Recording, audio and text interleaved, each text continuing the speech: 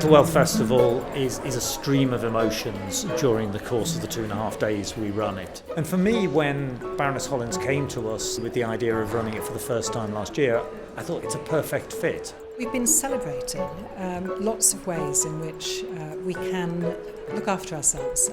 We've had people doing mindfulness, people doing jewellery making, lots of different things, which just help us to get some more balance in our lives. It seems to me that everybody in the UK is somewhere on the mental health spectrum, and that it's part of the normal human condition to have a challenge or an episode from time to time. The real reason I've always been involved, I've only been able to talk about very recently because my brother died recently, and he was 62 and he had schizophrenia. I feel quite liberated now that I do talk about him, and I have talked about him, and I'm thinking at the moment of making a film about living with schizophrenia. He was delightful and actually remarkably honest, remarkably candid, and it's people like him that make a huge difference around public awareness of mental health. And the fact that he and Ruby Wax, who's another speaker that we've had over the last 2 days, were able to talk about their experiences of their family, makes a real difference to public awareness.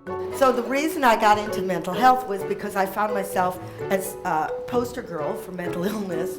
Then Comic Relief said, could they take a photo of me and use it for their campaign? I think if the Mental Wealth Festival achieves anything over the course of the next few years, it will be starting to slowly move the dial about people's ability to talk about mental health. Professor Paul Dolan at the LSE is the Happiness by Design guy, and his session was really talking about the academic research he's done about the whole area of happiness. Well, first of all, I think there's sometimes some confusion about what happiness is and the important causes of happiness, right? So people will often talk about happiness being social contact. It's primarily about raising awareness, trying to get people to talk, trying to get people to find the words to be able to share. So if we at City Lit and Beyond Words are able to move that conversation into the mainstream, then that's something that is something we'd be immensely proud of.